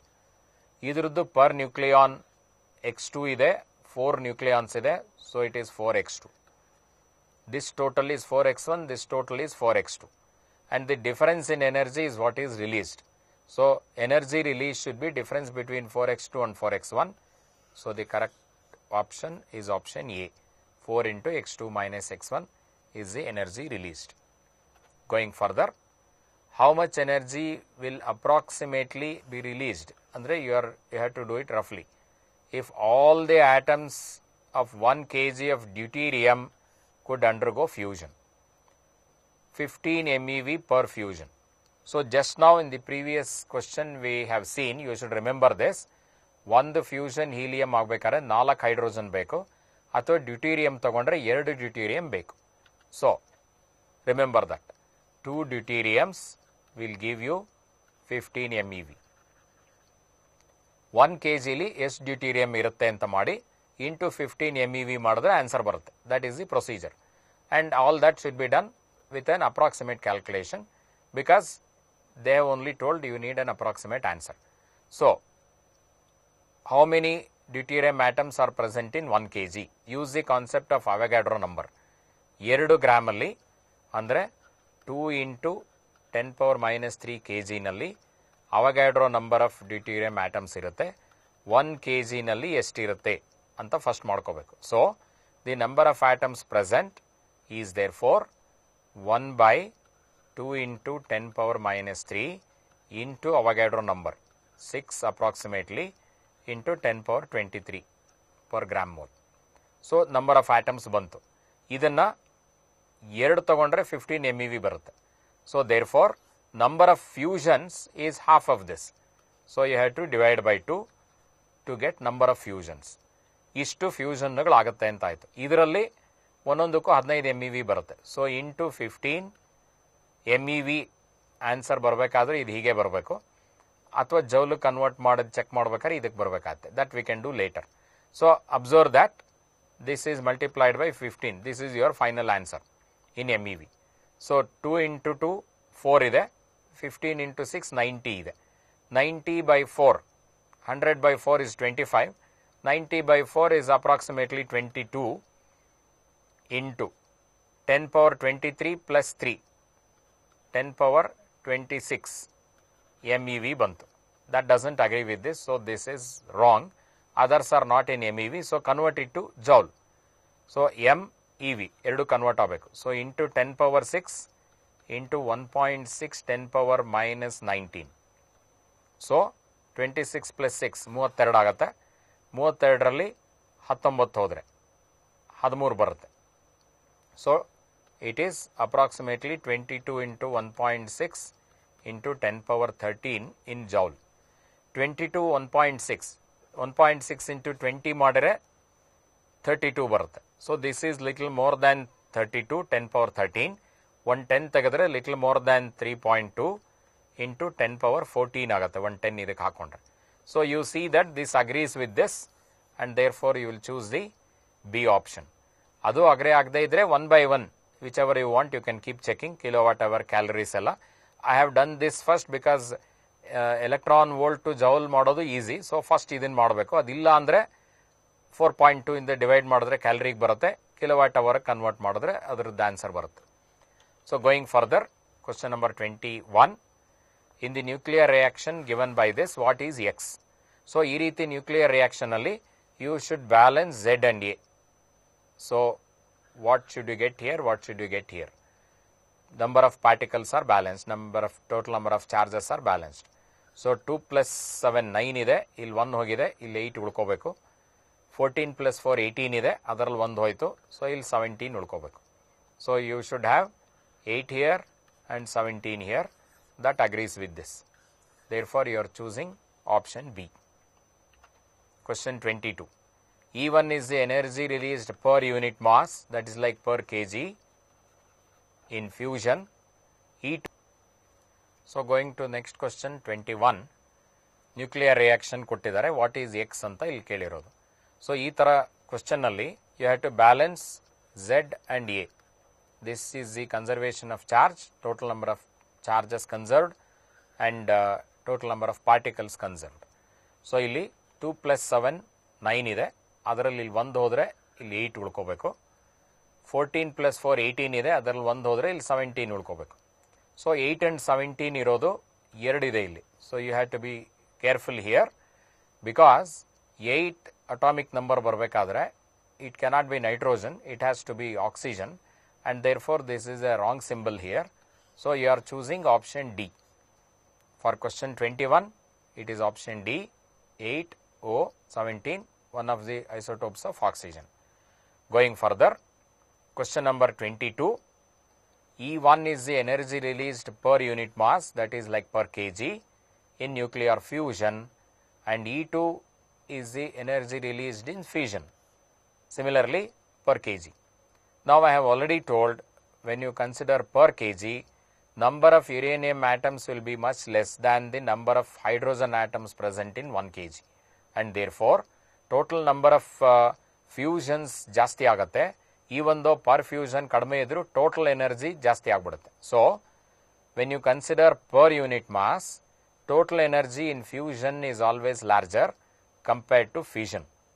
One reaction ತಗೊಂಡ್ರೆ ಫ್ಯೂಷನ್ ಕಡಿಮೆ, ಫ್ಯೂಷನ್ ಜಾಸ್ತಿ. ಪರ್ ಕೆ ಜಿ ತಗೊಂಡ್ರೆ ಟೋಟಲ್ ಅಲ್ಲಿ ಫ್ಯೂಷನ್ ಜಾಸ್ತಿ ಆಗುತ್ತೆ. ಸೊ ದೇರ್ ಫೋರ್ E1 ಫ್ಯೂಷನ್ಗೆ ಇರೋದ್ರಿಂದ E1 ಜಾಸ್ತಿ ಆಗುತ್ತೆ. 22 ಕ್ವಶನ್ಗೆ you should take E1 greater than E2, option A. Going further to the next chapter, radioactivity. Will consider some questions on radioactivity. This is based on the radioactive group displacement law or Soddy's group displacement law. Radioactive substance decays as follows. So ಇಲ್ಲಿ 2 alpha ಆಗಿದೆ. 2 alpha ಆದರೆ A-4 A-4 ಎರಡು ಸಲಿ A-8 ಆಗಿರುತ್ತೆ compared to P. So P ನ Z and A ಅನ್ಕೊಂಡ್ರೆ this should be A-8. Then beta gamma ಇಂದ A change ಆಗಲ್ಲ, so this remains as it is. 2 ಆಲ್ಫಾಗೆ Z will decrease by 2 and another 2 ಎರಡು ಸಲ, ಸೊ Z-4 ಆಗಬೇಕು. ಒಂದು ಬೀಟಾಗೆ A ಚೇಂಜ್ ಆಗಲ್ಲ, Z ಇನ್ಕ್ರೀಸ್ ಆಗುತ್ತೆ, +1 ಆಗಬೇಕು. So it will be Z-3. Gamma ಇಂದ ಯಾವ ಎರಡು ಚೇಂಜ್ ಆಗಲ್ಲ, Z and A. So you should have Z-3. Now the values of T are given, so you have to be careful. In a hurry don't take it for P. Values of T are given. So this 69 is Z-3 and 172 is therefore A-8. So the initial values should be +8 and +3, and therefore you will get the option A. P should have Z69 plus 3 72, 172 plus 8 180. Z equals 72, A equals 80. Option A is the correct one. Then question 24. This is based on the carbon dating technique. Carbon-14 decays with half-life of about 5,200 years. The answer is to be in centuries, and therefore ಇಲ್ಲೇ convert ಮಾಡ್ಕೊಂಡ್ಬಿಡೋಣ. half-life is 58 centuries. In a sample of bone, ratio of 14 to 12 is 1/4. So ಒಂದು half-lifeಗೆ ಅರ್ಧ ಆಗುತ್ತೆ, ಇನ್ನೊಂದು half-lifeಗೆ ಅರ್ಧದಲ್ಲಿ ಅರ್ಧ ಅಂದರೆ 1/4 ಆಗುತ್ತೆ. So ಒಂದು ಸಲಿ 2 ಸಲಿ half-life ಆಗಿದೆ ಅಂತ ಅರ್ಥ. and therefore total time should be twice of half-life, 58 into 2 centuries, and therefore the correct option is option A for question number 24. Then question 25, the counting rate andre dN by dt, rate of decay observed from a radioactive source at T equals 0 was 1600, and T equals 8 it became 100. So 1600 ಇರೋದು 100 ಆಯಿತು, ಅಂದರೆ ಎಷ್ಟು reduce ಆಯಿತು? 16 times reduce ಆಯಿತು, 1/16 ಆಯಿತು. This if you consider as 1/2 power n, this n will be 4, so it is 1/2 power 4. ಅಂದರೆ number of half lives 4 half life ಆಗಿದೆ ಅಂತ ಅರ್ಥ. So 8 second corresponds to 4 of half life. Therefore, 1 half life should be 2 seconds. That is the information you get from the first one. So remember, in the actual exam, there is no need of writing all these things. You should do most of such calculations mentally. Then, what is the counting rate observed at t equals 6 seconds? 6 seconds andre 3 half life ಆಗಿರಬೇಕು. So the number should be reduced by 1/2 cube. 1/8 ಅಷ್ಟು reduce ಆಗಬೇಕು compared to 1600. So 1600 by 8 andre it should become 200. ಅಥವಾ you can also do the back calculation. 6 seconds andre 2 seconds earlier to this, 1 half life earlier ಅಂದರೆ ಅಲ್ಲಿಂದ ಬರೋ ಹೊತ್ತಿಗೆ ಅರ್ಧ reduce ಆಗಿ 100 ಆಗಿರಬೇಕಾದ್ರೆ ಅಲ್ಲಿ 1 half life earlier 200 ಇರಬೇಕು. ಸೊ ಇಲ್ಲಿಂದ ಬ್ಯಾಕ್ ಮಾಡಿದ್ರು ಬರುತ್ತೆ, ಅಲ್ಲಿಂದ ಫಾರ್ವರ್ಡ್ ಮಾಡಿದ್ರು ಸೇಮ್ ಆನ್ಸರ್ ಬರಬೇಕು. So the correct option is therefore C for question 25. Then for question number 26, activity, again activity means again same thing, dn by dt of a radioactive sample decreases to 1/3 in a period of 9 years, 1/3 of I naught. So I naught ಇರೋದು 9 years ಆದಾಗ I naught by 3 ಆಗುತ್ತೆ, that is given. After 9 more years, another 9 years ಆದರೆ ಎಷ್ಟಾಗತ್ತೆ ಅಂತ. See here, the concept of exponential decay should be used. Exponential decay, just like half-life, half-life is the one which we have defined. ಅಂದರೆ ಅರ್ಧ ಆಗುತ್ತೆ, ಇನ್ನೊಂದು half life ಆದರೆ ಮತ್ತೆ ಅರ್ಧ ಆಗುತ್ತೆ, ಹಾಗೆ ಅರ್ಧ ಅರ್ಧ ಆಗ್ತಾ ಇರುತ್ತೆ ಅಂತ. So similarly you can do it for any fraction. Half ಬದಲು 1/3 ತೊಗೊಂಡ್ರೂ ಅದೇ ಥರ ಆಗುತ್ತೆ. Even though we have not defined, you can define it as 1/3 life ಅಂತ ಡಿಫೈನ್ ಮಾಡಿದ್ದಿದ್ರೆ ಒಂದ್ಸಲಿ 1/3 ಲೈಫ್ ಆದರೆ 1/3 ಆಗುತ್ತೆ, ಇನ್ನೊಂದ್ಸಲಿ 1/3 ಲೈಫ್ ಆದರೆ ಅದರಲ್ಲಿ 1/3 ಆಗುತ್ತೆ. So it should become 1/3 of this I naught by 9. So this is the importance of exponential decay equation. This is valid for any fraction you take. So don't waste time by doing lot of calculation here. And therefore you are directly choosing the option I naught by 9 D for question number 26. ಅಂದರೆ 1 9 yearsಗೆ 1/3 ಆದರೆ ಇನ್ನೊಂದು 9 yearsಗೆ ಅದರಲ್ಲಿ 1/3 ಆಗುತ್ತೆ, ಹಂಗೆ 1/3 ಆಗ್ತಾ ಇರುತ್ತೆ. That is the concept. Go further. Half-life of a radioactive isotope is 5 years. Fraction of atoms decayed in 15 years. 15 years ಅಂದರೆ 3 half-lives. 3 half-life ಅಂದರೆ 1/2 cube ಆಗಬೇಕು, 1/8 ಆಗಬೇಕು. So here you have to be careful. ಅರ್ಜೆಂಟಲ್ಲಿ 1/8 ಇಲ್ಲಿದೆ ಅಂತ ಎ ಟಿಕ್ ಮಾಡಬಾರ್ದು. Remember always, in this equation that we have seen in the synopsis, this n represents number remaining.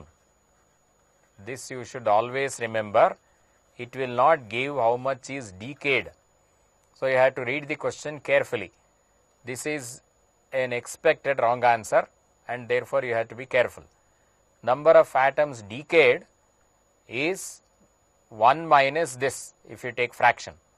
So 1/8 is remaining. How much is gone is 1 minus 1/8. That will be 7/8. So therefore you have to choose C. Number of fraction of atoms remaining ಅಂತಿದ್ದಿದ್ರೆ A option right ಆಗ್ತಾ ಇತ್ತು. Fraction of atoms decayed ಅಂತಿರೋದ್ರಿಂದ you have to do carefully. 1 minus ಮಾಡಿ 7/8 decayed, 1/8 remaining. That is the meaning. So option C is the correct option. Question 28. Two radioactive substances A and B have half-lives T and 2T respectively. So this corresponds to A, this corresponds to B. Samples of A and B contain equal number of nuclei initially. So N0 is same for both of them. After time 4T, what is the ratio of the number? So N0, N0, A and B ಎರಡು N0, N0 ಇತ್ತು. So this will take us A, this will take us B. 1:1 ಇತ್ತು. Then 4T ಅಂದರೆ ಎಗೆ 4 half life ಆಯಿತು. 4 half life ಆದರೆ 1/2⁴ ಅಂದರೆ 1/16. So it becomes N0/16. ಬಿಗೆ 4T ಅಂದರೆ 2T and another 2T, 2 half life ಆಯಿತು.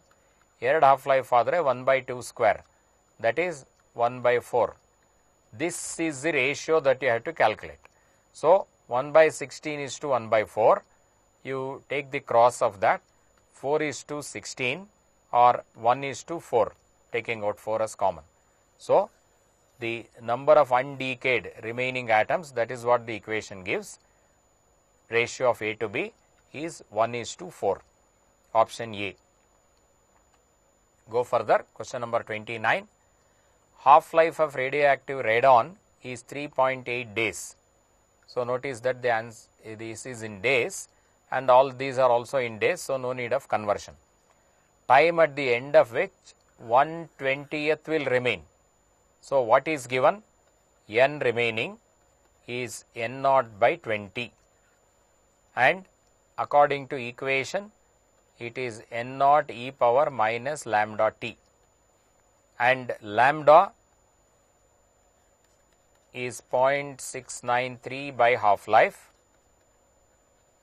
and therefore T half is 0.693 by lambda. So, cross multiply that. Lambda is 0.693 by T half. So, it is 0.693 by 3.8. This N naught gets cancelled. So, it is e power minus 0.693 by 3.8 into T. So, notice that what you want is this T, and it is quite complicated. I will first tell you the procedure of normal calculation and then tell you the shortcut method. So, if you reverse it, it becomes 1 by this. So, it is 20 is e power all this, and if you take log 2 base 10, log 20 is 1.303, roughly you can take it as 1.3, and because you have e base e here, you have to use the conversion factor. 2.303 into 1.3, that is this one. Log of e power x is x itself. So, it is 0.693. You can take it as approximately 0.7 by 3.8 into T. So, this T is what you have to calculate. So, if you cross multiply and all, you will get the answer. Now, you see this method takes a very long time. That means, this is not the way of doing this as an objective question. You should have done all this if it is a board exam question in your theory paper. Now, what should you do? You see that it is N is becoming 1 by 20 of N naught. So, 1 half life agidre 1 by 2 ಆಗ್ತಾ ಇತ್ತು, 2 half life ಆದರೆ 1 by 4, 3 ಆದರೆ 1 by 8, 4 ಆದರೆ 1 by 16, which is close to this. ಇನ್ನೊಂದು half life ಆದರೆ 1 by 32 ಆಗುತ್ತೆ, ತುಂಬ ಕಡಿಮೆ ಆಗಿಬಿಡುತ್ತೆ. ಸೊ 4 ಹಾಫ್ ಲೈಫ್ ಆಗಿ ಒಂಚೂರು ಆದರೆ, ಅಂದರೆ ಸ್ವಲ್ಪನೇ ಜಾಸ್ತಿ, ಇನ್ನೊಂದು ಹಾಫ್ ಲೈಫ್ ಅಷ್ಟು ಆಗಬಾರ್ದು, ಒಂಚೂರು ಆದರೆ 1 by 20 ಆಗುತ್ತೆ. 4 ಹಾಫ್ ಲೈಫ್ ಅಂದರೆ 3.8 ಇಂಟು 4, ಇದು ನಿಯರ್ಲಿ 4 ಅಂದ್ಕೊಂಡ್ರೆ ಅಪ್ರಾಕ್ಸಿಮೇಟ್ಲಿ 16. 16ಗಿನ್ನ ಸ್ವಲ್ಪ ಜಾಸ್ತಿ ಆದಾಗ 1 by 20 ಆಗಿರುತ್ತೆ. And therefore you will simply choose this answer. It cannot be any of these things. So, therefore, this is the shortcut method which you have to do. Just use the concept of half-life to get a number approximately equal to this, and that is enough to decide which is the correct answer. So, always remember, getting this 16.5 by all simplification is not your job. Already 4 options are given. Getting the answer is not your job. Your job is only to decide which of the 4 is correct. So, just to decide which of the 4 is correct, there is no need of finally simplifying and getting this number. So, this is little less than 1 by 16.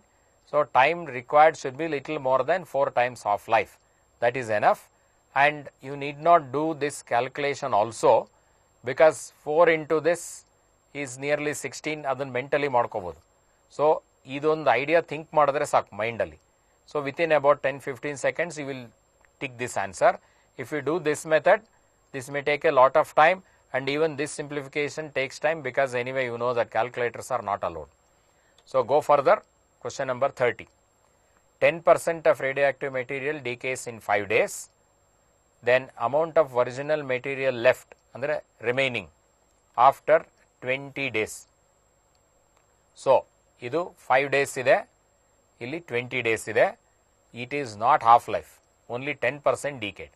So, I have already told it goes by the same fraction. Every 5 days 10% ಆಗ್ತಾ ಇರುತ್ತೆ. ಅದರಿಂದ 4ಕ್ಕೆ 40% ಅನ್ಕೊಂಡ್ಬಿಡಬಾರ್ದು. Because it is 10% of 10% ಹಂಗೆ ಆಗ್ತಾ ಇರುತ್ತೆ. 100 ಇರೋದು 90 ಆದರೆ 10 ಕಡಿಮೆ ಆಯಿತು. 90ನಲ್ಲಿ 10% ಅಂದರೆ ನೆಕ್ಸ್ಟ್ ಟೈಮ್ 9 ಕಡಿಮೆ ಆಗುತ್ತೆ. So that has to be done carefully. So ಅದಕ್ಕೆ ಏನು ಮಾಡಬೇಕು, ನಂಬರ್ ರಿಮೈನಿಂಗ್ ಡೈರೆಕ್ಟ್ ಕ್ಯಾಲ್ಕುಲೇಷನ್ ಮಾಡ್ಕೋಬೇಕು. 10% ಹೋದರೆ 90% ಉಳ್ಕೊಳ್ಳುತ್ತೆ, 0.9. ನೆಕ್ಸ್ಟ್ ಟೈಮು ಇದರಲ್ಲಿ 90% ಉಳ್ಕೊಳ್ಳುತ್ತೆ. ಸೊ ಇಂಟು 0.9 ಯಾವಾಗ 10 ಡೇಸ್ ಆದಾಗ. ಈ ಥರ 4 ಸಲ ಆದರೆ 20 ಡೇಸ್ ಆಗುತ್ತೆ. So 0.9 into 0.9 is 0.81, roughly 0.8, another 0.8 of this. So approximately 0.64 ಅಂದರೆ 64%. So you have to choose this answer. So remember, this also should not be done using equation and all. You have to just do this by considering the concept by the shortcut method. 65% approximately is remaining after 20 days. So option B for question number 30. Question 31. A sample of a radioactive substance contains 2828 atoms. If its half-life is 2 days, how many atoms will be left intact after 1 day? So again, ಇದನ್ನು ಕೂಡ equation ಎಲ್ಲ ಹಾಕಿ simplify ಮಾಡಿ ಮಾಡ್ಬೋದು, but that is not required. This is not like a board exam problem. I will just explain you how will you do this in a shortcut. So after any number of half-lives, what is remaining? ಇಲ್ಲೂ ಕೂಡ ರಿಮೈನಿಂಗ್ಗೆ ಕೇಳಿರೋದು. So n equals n0 by 2 power n ಇದೆ. ಇದು ಒಂದು half life ಆದರೆ n equals 1, 2 half life ಆದರೆ 2, ಈ ಥರ ಹಾಕೊಂಡು ಹೋಗ್ತೀವಿ. But what is important, this is valid even if n is not an integer. So here half life 2 days ಇದೆ, ಅವ್ರು ಕೇಳಿರೋದು 1 day. So the time is 1 day, which is half of half life. So n should be replaced with this. So you will take it as n0 by 2 power half, which is root 2. So 2828 divided by 1.414 into 2 ಮಾಡಿದ್ರೆ 2.828 ಬರುತ್ತೆ. Another 1000 extra. So if you cancel this, you will get 2000.